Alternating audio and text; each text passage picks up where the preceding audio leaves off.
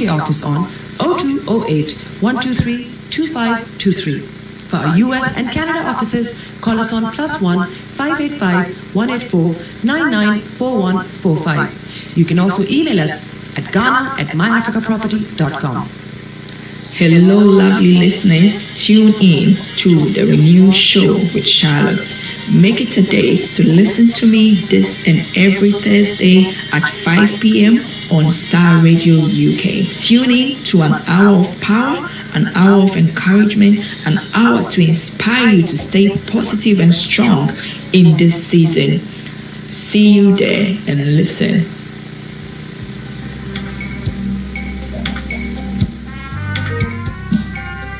Are you looking for the fastest, reliable, and trustworthy door-to-door shipment company? Well, look no further. When was the last time your family received a shipment back in Ghana on time and in time? You are not sure? Well, Lamb Shippers, we pride ourselves with being the fastest, reliable, and trustworthy shippers you can use. You are assured of a prompt pickup anywhere in the UK by our personnel. They also make sure your items are well packaged to get to its destination in time. When it comes to door-to-door shipment, look no further. Well, Lamb Shippers, contact us on 07939009321 or 07498911820. Or you can visit our website www.welllamp.co.uk. You can also drop us a mail, info@welllamp@gmail.com.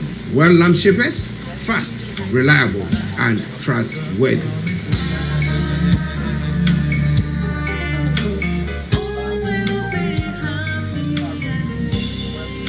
Getting onto the property ladder has never been easy until now. Join us this and every Thursday from 7 p.m. to 8:30 p.m. live on the Property Hour Show on Starr Radio UK, where we talk to mortgage brokers, property developers, estate agents, landlord, tenant, property consultants on how to invest or get into the property business and make money. You can't afford to miss this. The Property Hour Show is your best source into the property industry. Hi guys, this is your friend Uruj from SendWave.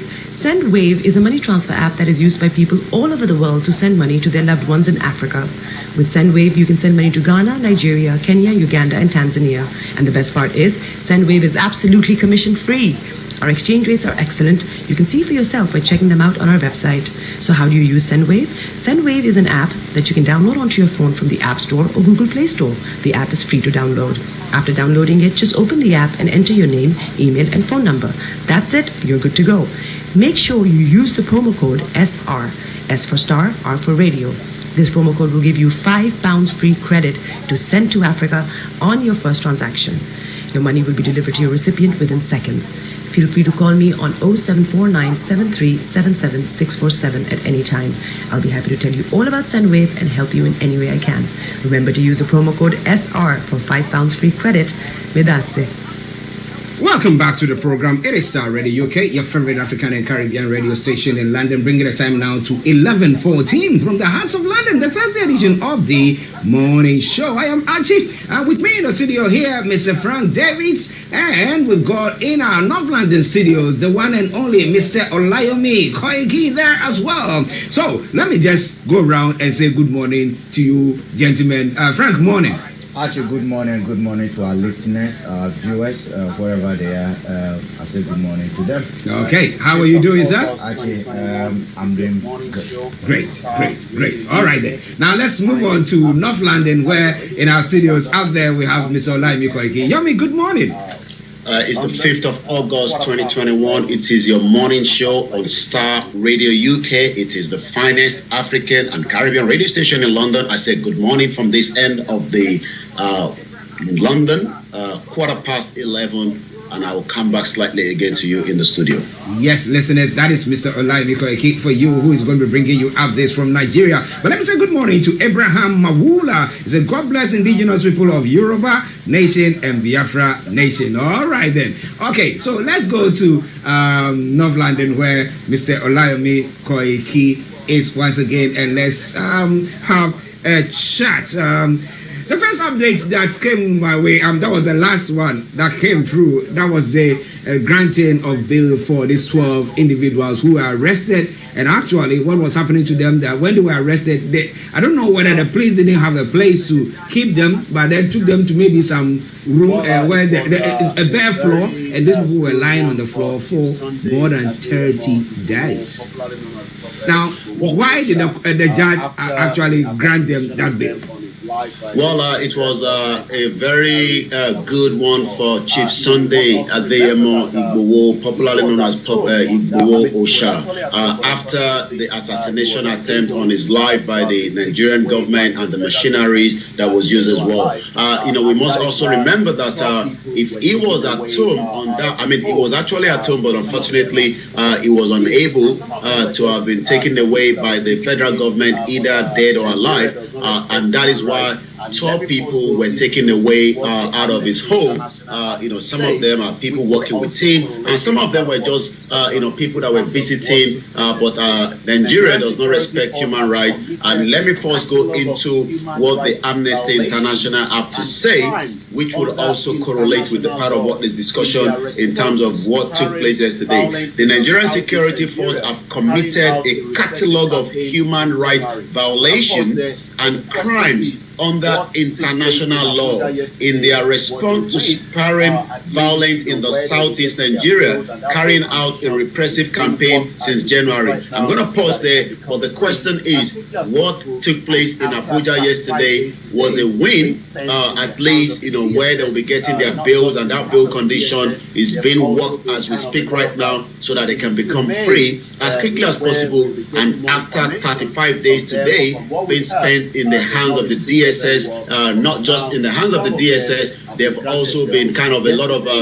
inhumane, where we'll be getting more information from them. But from what we heard, they've not been treated very well. But for now, 12 of them have been granted bail yesterday by the Federal High Court in Abuja. And like I said, it's a win-win so far for Chief Sunday Adeyemo Igbowo. I'll come back again to you in the studio. This is your finest African and Caribbean radio station in London. Remember to follow us on our Twitter, YouTube, and make sure you click on the notification button on Starr Radio UK, where you can get all the latest news. But tonight, the Property Hour will be coming up. But for now, it is the morning show. It is Nigeria, where we take you around what is happening in Nigeria and to Nigerians outside the country as well. Let me go straight to Frank. Yomi was talking about the fact that, international, the Nigerian security agencies have broken down law, blah, blah, blah. Do you think African authorities respect those things? Actually, what happens is they do not respect those laws to say, but one thing the African governments are very cautious of is bad press, international bad press, and that is why whatever they are doing, everything they want to do, the world should not know, outside world especially. Okay. So when it comes to international bad press, they are so much afraid of it. Okay. That is why a lot of African government, like the Ghanaian government, will pay companies like Bloomberg, CNN, to do positive news about them. They actually will pay lobbyists or media personnel millions of dollars just to plant one story either in their favor, in Times or Bloomberg or do CNN or grant someone an interview. They pay for some of those slots just because they want to get So when they have international a reputable international organization which has not just started its operation but have been part and parcel of the process of getting some war crime criminals before international courts and publicize their deeds, and these are organizations that are very credible internationally, then they are kind of afraid of such media publication. So this is good for the people who are involved. But one thing I will add is, when they are granted bail, they should go straight to a recognized hospital, a respectable hospital, for a checkup before they get home. Body marks that could come from anything to do with assaults, torture, all those things should be made known or should be their body should be examined before they are taken anywhere private. Okay, interesting. Well, let's go to Yomi now. These individuals were talking about the fact that they had to lay on the bare floor. I mean, you're looking at them. I mean, yesterday we were talking about some coming in limping whilst walking. You could see that they've not been treated well. I mean, depending on what situation somebody finds themselves in when they've been incarcerated. I mean, you could be a very strong person, but the way you are incarcerated, by the time you come out, I mean, so what, like Frank was saying, he said they will have to go to the hospital for checkups to be done. Do you think they are going to do that, or have they just, and has the DSS actually said, okay, we are releasing them because we know they are a law to themselves. They say release them, and they wait. You come out of the court, they rearrest you, give you a pay, put another charges on you, just throw you back in there. What is going to happen there? Well, the DSS did not challenge 8 out of the 12, individuals, and I mean, most of them we got to also say are Yorubas. So we have to always put that in the media as well, because we have the terrorists that are terrorizing Nigerians, and a lot of Nigerians are wondering why the DSS is not going after them as much as going after people that are asking, which is according to the United Nations chapter self-determination, and that is the reason why. Even though the DSS put out, that they had credible information that there was stockpiling of weapons right in Chief Sunday Igboho's house, which was, a total lie, and as we can say. But one thing is, the question you've asked is, what is the condition of these individuals? I mean, before we saw the 12 of them, they were coming in kind of in few. We saw, the DSS brought 4, they eventually brought 8, and the judge was not really pleased with it, and the judge requested the 12 of them. Some of them are in high spirit. You could tell, I mean, I saw Omoyele Sowore in the court with them taking pictures and a couple of, 10, 30 seconds videos. And when you analyze those videos, some you will realize are limping, I think, not just one of them, not 2 of them, but more than 5 of them that I was able to, view those videos continuously. And as someone that, knows what their condition was prior to that, you would automatically know that they've been tortured. And not just tortured, the inhumane of sleeping on the floor. I mean, even if you're a terrorist, you got to be taken care of. But it's Nigeria, it's Africa, you do not get this kind of services. And that is why, just like Frank says, they would definitely have to go through a thorough examination after the appeal, condition has been met, which I can say I've just come out of a meeting where a lot of work is being done, as strictly as possible, because we do not want them to be there for a very long time after 35 days, as of today, being spent in the hands of the DSS. Listeners, it is Starr Radio UK. Mr. Olayomi Koiki in North London studios, Mr. Frank Davies with me here in the studios in London. I'm Archie, and we are bringing you the morning show. Wale Wrangler says they should be discharged and acquitted without paying a cent. Anyway, it's win-win. Well, you know when it comes to the African it's not a trial phase yet. So basically, let's clarify this: a bail condition that is being which will allow them to get out of the courts or the custody of the DSS today does not mean that the charges being leveled against them, have been dropped. They will have an opportunity in court in the coming days or in the near future to be working, to still be with their families, to still do what they but the conditions to prevent them, one for I was you traveling out of the country, they might have to surrender their passports and anything to prevent them so they don't abscond, but they will still have to defend themselves before competent judges to prove that the charges being leveled against them are trumped up, and there's nothing to do with the truth in that. Okay. Starr Radio UK. Now, headsmen attacks the Emirates in Buhari's home state, bans open grazing despite presidency's open opposition to it. Now, if there is any argument here, what caused Sunday Igboho to rise up and say no more of that? Was the attacks by the what do you call them, the headsmen? And he's calling that, I mean, they should leave that state. However, we see another person who is in the president's own home state. Kashina. Yes, and who has come out to say that, look, this open grazing thing, we are not going to agree. Virtually saying that, get out of here. What has been the response? What has happened to him? What has the security agency said so far about it?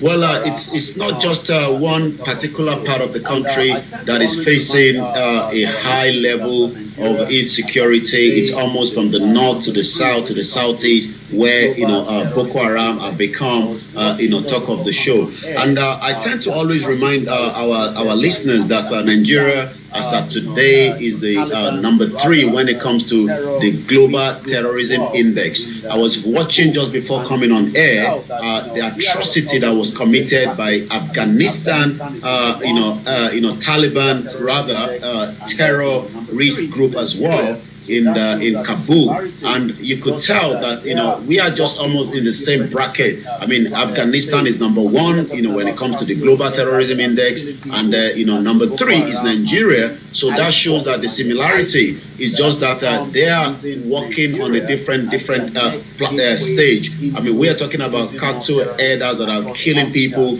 and the Boko Haram and the ISWAP and the ISIS that have become using Nigeria as their next gateway into producing more terrorists across Africa as well. What is the government doing? The government says they are working hard to also eliminate and take them out. According to the to the Nigerian military, they are doing what they have to do. But the question is, when you look at the herdsmen, I mean the Fulani herdsmen, these have not been proscribed by the Nigerian government as terrorist organization. Yes, we know some of them are not in that kind of bracket, but majority of them, from the atrocity that have been committed, with evidence-based, someone like Governor of Benue State, Governor Autumn, has continuously said he doesn't understand why the federal government have not done so much to tackle, the Fulani herdsmen that have come into the country. And most times, the president will say they are not the Fulanis in Nigeria. These are foreign Fulanis that have gone in through our porous border and have been able to infiltrate so much damage and atrocity to so many Nigerians from the length and breadth of the country. Actually, it's very important that we haven't some of these, sound bites coming from the northern part of Nigeria, because it's important. Some of us have advocated to accommodate some of these Fulani in terms of their heads movement to create corridors, a cross-border corridor. We know the lives of Kofi Ali and yourself are been on the side of the ranch. And I think we're getting to a point where even the people within Nigeria themselves are now beginning to understand that, look, this open grazing from one city to another, just following like a wind, the fresh vegetation, be it man planted, what do you call it, crops or whatever, you care less about. It's something that cannot continue.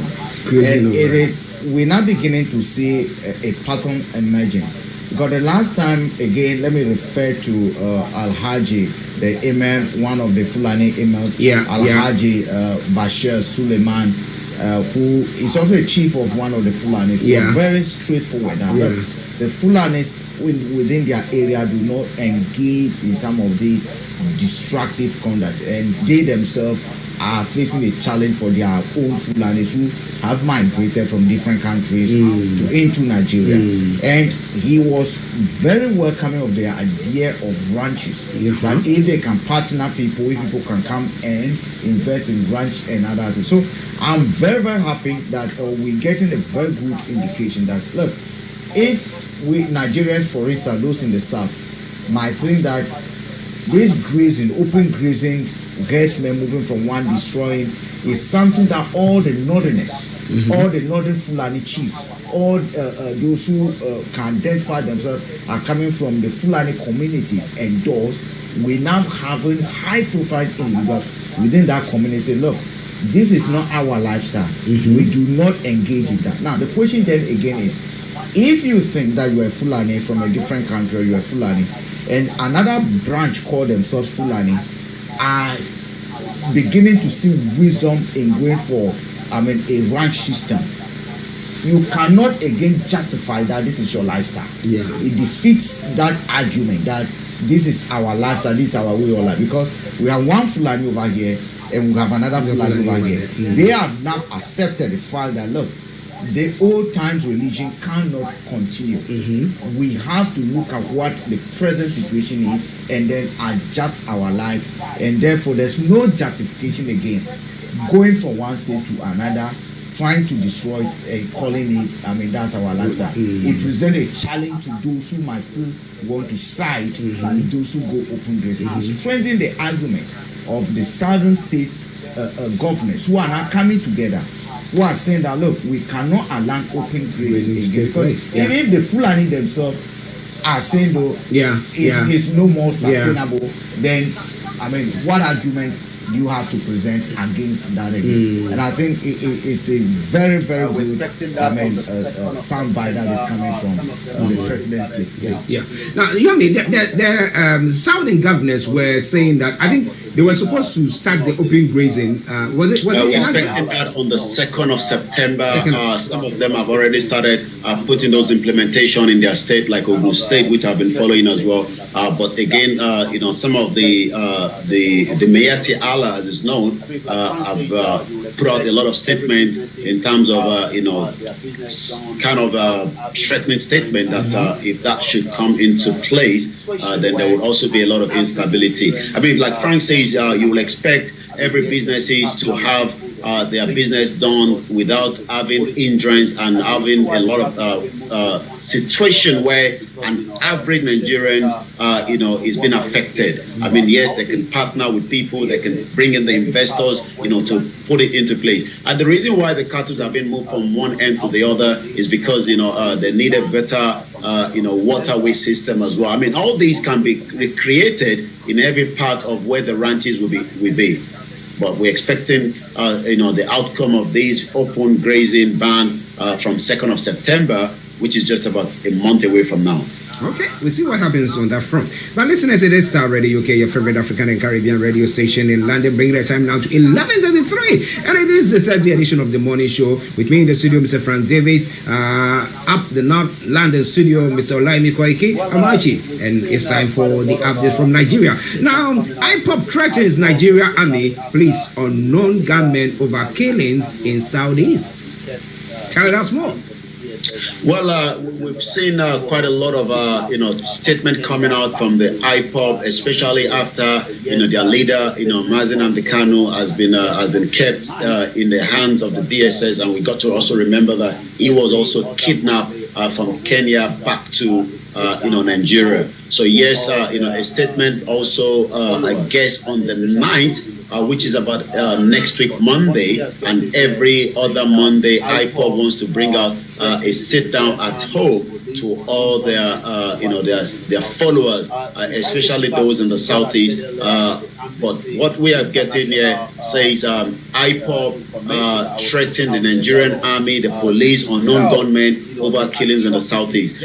If I take you back to what I said earlier with the Amnesty International information that I was putting out earlier on, you could tell the atrocity, the genocide being carried out by the Nigerian government and the Nigerian military on innocent Nigerians or innocent Biafra, that those are also be known on that direction. Let's go back into it again. These, according to Amnesty International, evidence gathered by Amnesty International paints a damning picture of ruthless, excessive force by the Nigerian security force in Imo State, Anambra State, and Abia State. These are southeast part of the country. From January 2021, gunmen suspected to be ESN militant launched a series of attacks on the government infrastructure. This is what Amnesty is also putting out there, including prison and public buildings, killing several police officers. Amnesty International condemned these attacks, though IPOB have also denied all these atrocity allegation on them, And if I take you back to what the Imo State governor said at some point, that he has credible evidence that the attack on his police, INEC offices have got nothing to do with IPOB or the ESN. This is, something that the Imo State says, and this is still the current governor, that this has got to do with the politicians and some other individuals, that he's not going to reveal those details. But what is needed is an impartial, and again, this is part of what Amnesty is saying, what is needed is an impartial and open inquiry to determine what happened and bring to justice all those suspected of criminal responsibility in fair trials before an ordinary civilian court without recourse to death penalty. But what IPOB says, IPOB threatened the Nigerian army, the indigenous people of Biafra has warned the Nigerian security operatives and the unknown gunmen in the country to desist from killing innocent people in the southeast or face the wrath of the group. Well, listeners, Star Radio UK. We'll go on with the update. So now let me hand it over to you and then bring us more from what is happening in Nigeria. Over to you, sir. Thank you very much, Archie, and thank you very much to our listeners that are watching us. Remember, if you're sending money home to your loved ones, remember to use SendWave, and the code is SRS for Star, R for Radio. Remember to follow us on our website as well, which is www.starradiouk.com. Let's now look at some of the other headlines coming out of Nigeria. It's exactly 11:37. PDP crisis deepens as Secondos tears government apart. Puma terminates sponsorship license deal with Nigeria. I mean, we were discussing this yesterday when we were talking about the sport. You can imagine a Nigerian, minister that had a 4 years contract with Puma and end up putting on a Nike outfit at the Olympic. And these are kind of atrocity, corruption, that is taking place, in Nigeria. So Puma have now decided to, enough is hard. They've put out of the Nigeria system as well. Ondo APC is well alive, according to Boyega Isiaka. Nigeria International Book Fair awakened the giant in women. Case against gender-based violence. That's another headline. EFCC arranged BDC operator for alleged 197 million fraud in Kano. Alleged defamation. Police launched criminal investigation against the precious Chukundi, the ex-wife of Femi Fanekayode. Gunmen stormed Redeemed Church, killed a pastor in Lagos. Let's take a look at that story, and then I'll come back again to you in the studio because the fact spent time already is exactly 11:38.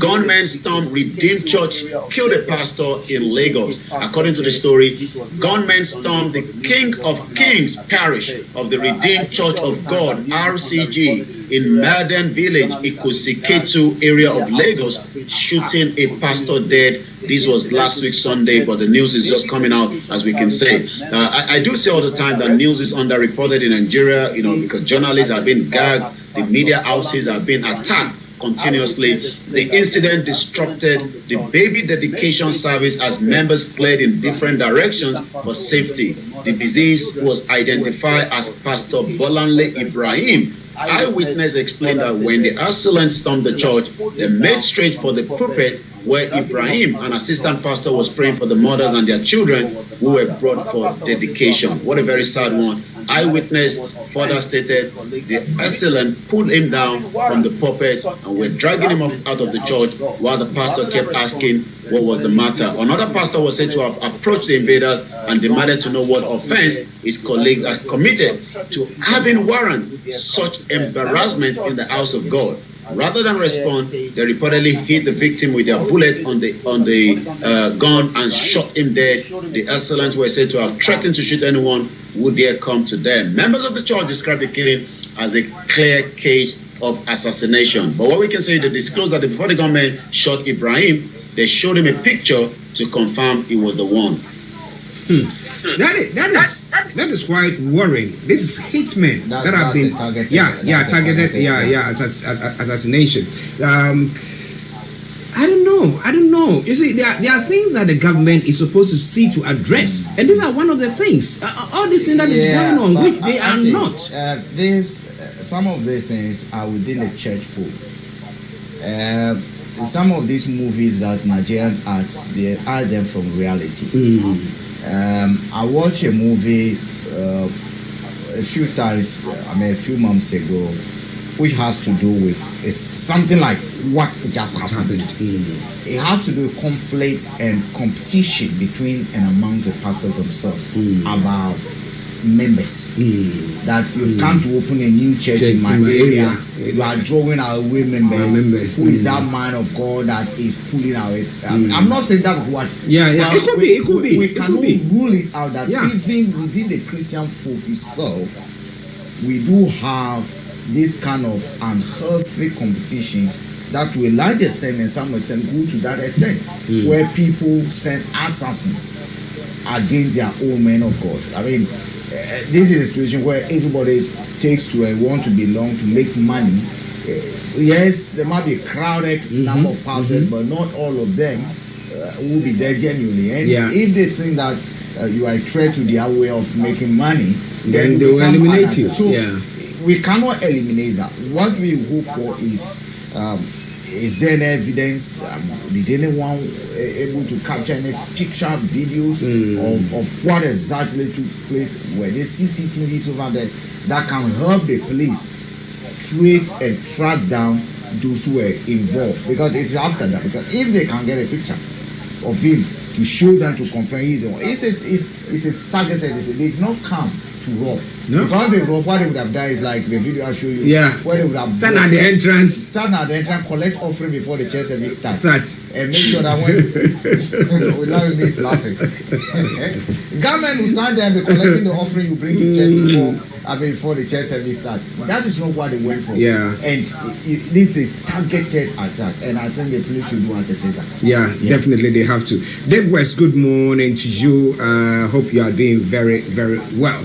Okay, let's look at this the Puma sponsorship issue that has the gone. Puma sponsorship, this is again, if we want the laws to work, this man can be charged for causing financial loss to the state, because there are certain conditions that we should know. When you sign a contract, an international, there are terms and conditions. Now, some of these terms will demand that your high officials cannot be seen as associating or promoting any competitive brand. You agree to that, and then you have a high-profile minister in a high-profile stage, or going to a high-profile event, and then he might not notice the impact because he has not read the contract in the first place. Those who signed the contract might not have read the contract in the first place.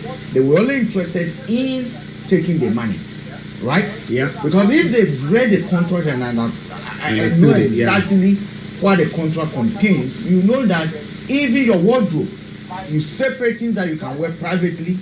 And you know that this one is for outside. And you under no, you under no obligation to wear them in private. So why don't you do it? And if you go on an official stage, someone is paying for that.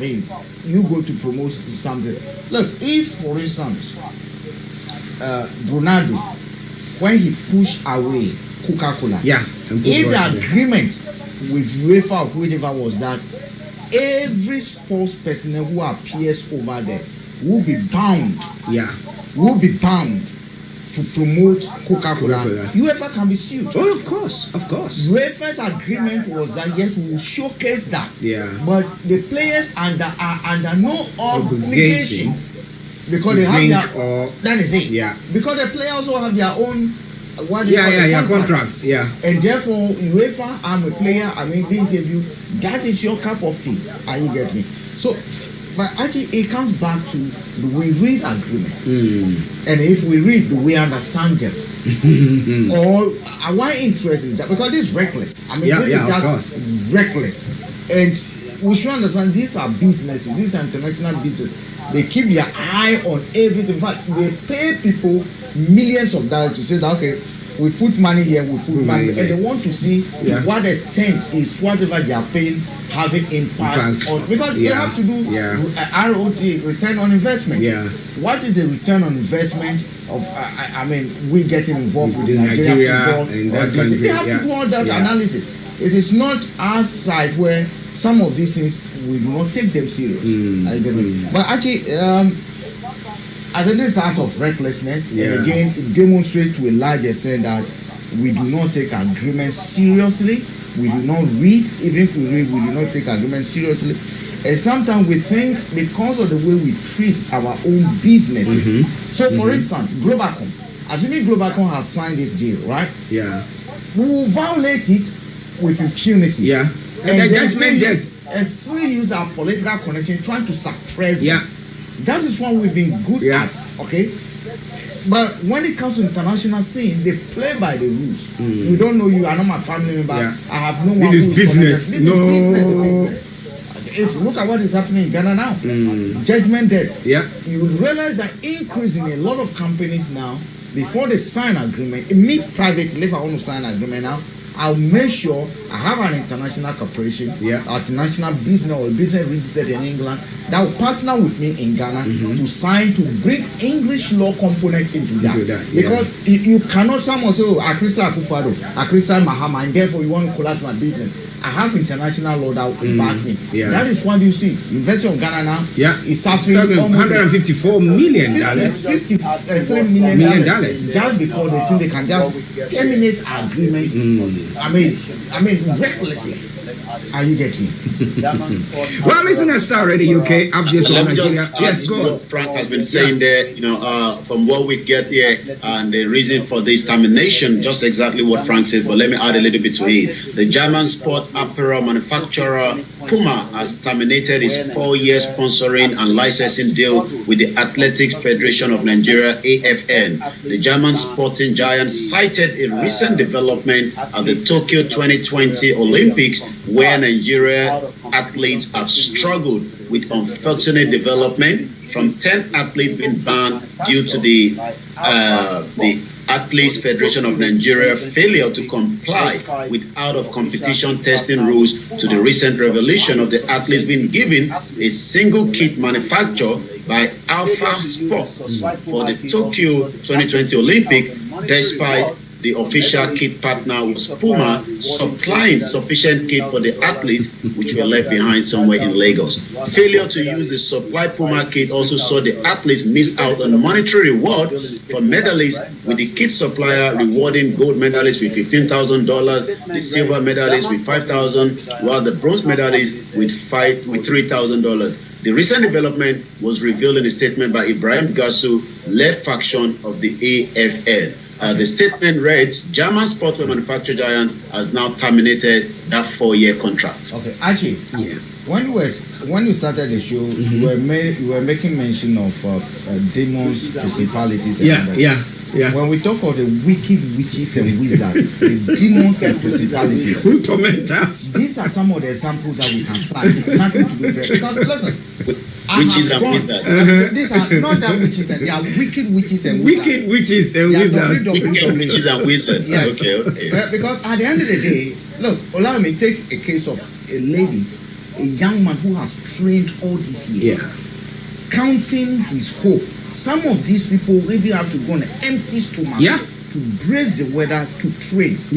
Now, it is not their responsibility to ensure that the kids to wear arrive at where they've gone to. They've gone hoping that, look, they even might not even know the details of the agreement. What they know is that when I compete, I'm able to get this, if I'm able to. Then here they have won a medal.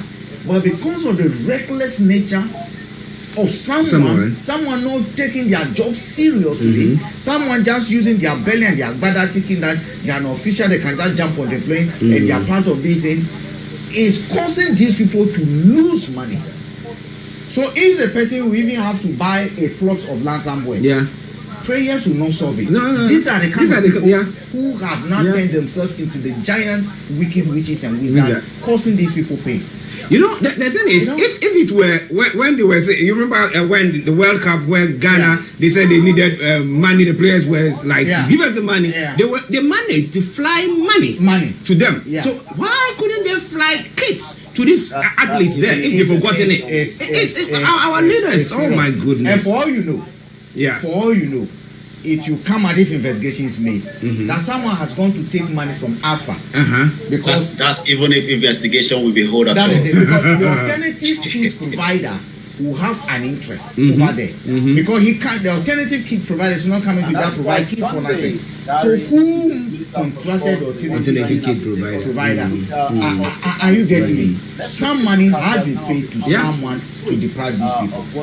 Wow. And that is why Sunday Dare, which is the Minister for Sport, is the one trending as we take us to the Twitter, and also Kano is trending. Let's quickly look at some of the comments on the tweet of what is coming up. According to FS_Yusuf, in a country, Sunday Dare should be getting suspended from office and placed under investigation to dig out every shady deals. But I don't know what Nigeria is. According to at First Ladyship, 3 hours ago, Puma terminated his 4-year contract with the Athletes Federation of Nigeria over a breach of contract. But I can tell you, the Minister of Sports, Sunday Dare, will not resign. Remember, we had somebody similar to him, Solomon Dalang, did not resign. The next minister after Dare will not resign as well. This is Nigeria, a country of zero consequence. I'm going to take one more from that, and then we probably take a little bit of what is happening in Kano. Again, this one says, this is at Yakachanche. Tomorrow, some civil society people will hug the Minister of Sports, Sunday Dare. They will say he is doing well for the youth and that they have to work with him to move Nigeria forward. They won't tell him about this or even the young people whose lives he has cost during the NSAS. And I'm sure we relate to what Frank just said. Kano is also trending, and the reason why Kano is trending, the president's son, Yusuf, will be getting married to, his love of the wife, a princess as well. But that is not the reason for that is trending. It's the outfit. Remember, there's this Isba in Kano that look after anyone that is drinking too much alcohol, not putting on the right outfit. But the wife of the new president's son outfit has created a lot of conversation, and that is why Kano is trending today. They're asking whether Ishba will be running after that young girl and ask her to take off those outfits in a beautiful garment that she's got, but not to the eyes of Ishba. That is why Kano is trending. But this is Nigeria, and that is what is trending on Twitter. Okay, listeners, update from Nigeria with Mr. Olayomi Koiki. We know it's taking a bit of time, but there's one other story that I wanted to touch on before we run up. The Terror Lagos State government withdraws false murder charges against detained Yoruba Nation protester Tajudeen Bakari. Now, you give a bit of background to that story. And let's remember that 72 hours before the Lagos rally was when Chief Sunday Igboho's house was attacked by the federal government of Nigeria. That rally went ahead in the midst of so many commotion, but out of that, about 48 people were taken away. There was a lot of stress. It took them about another 21 days before they were finally granted a bail. But it seems the Lagos state government have now backed down on that. Also, there was a killing of a young girl, Jumoke, with a straight bullet from the Nigerian police, precisely in Lagos, even though the police came out to say one of the protesters was responsible for that. He has also been granted bail for now. So that is the background to that story. Okay. Yes. Before you go, what more do you want to say? Well, don't touch the dial yet. You still have Archie and Frank to take you through the next hour of the program. Thank you very much for those of you that have tuned in, but don't go anywhere. It is Starr Radio UK. I'll be back same time tomorrow at 11 o'clock, and I say a very good morning to those of you that are still watching us. Yes, listeners, that was Mr. Olayomi Koiki bringing you updates from Nigeria. It brings the time now to 11:54. That is 6 minutes to the top of the hour. And let me say good morning to Anthony Adedeji and Dave West says nice show. Regards to Jenny as